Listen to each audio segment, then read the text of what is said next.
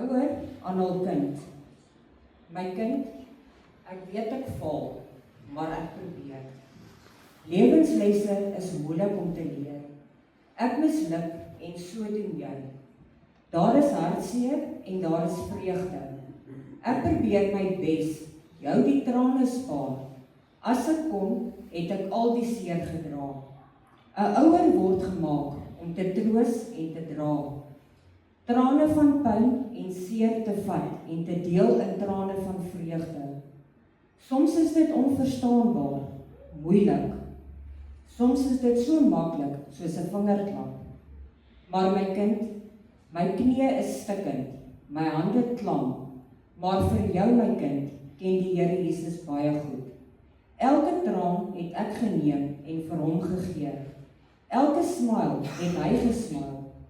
My liefde vir jou is onbeskryflik, onmeetlik en soms ook onverstaanbaar. Hoe kan ek vir jou so onbeskryflik lief wees, my kind? Jy is myne, 'n groot geskenk van Papa Jesus, vir my gegee, geleen. Ek het daai belofte gemaak, my geskenk, my vreugde, my minimie. Met 'n belofte sal ek jou groot maak en jou van Jesus leer. Wees ek as ouer om jou van God te weerhou. My kind, jy's een keer jonk, leef jou lewe voluit. Spandeer jou tyd aan Jesus, hy is jou weg en waarheid, jou antwoord. Gebed is jou telefoon en glo my, Jesus antwoord altyd. Sy lyn is 24/7 beskikbaar.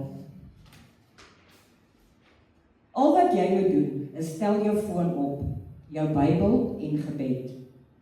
Ek wil julle as ouers met 'n vraag los vanoggend. Wat gaan jou antwoord aan Jesus wees? Jy as ouer, hoe het jy jou kind, sy kind, na hom gelei?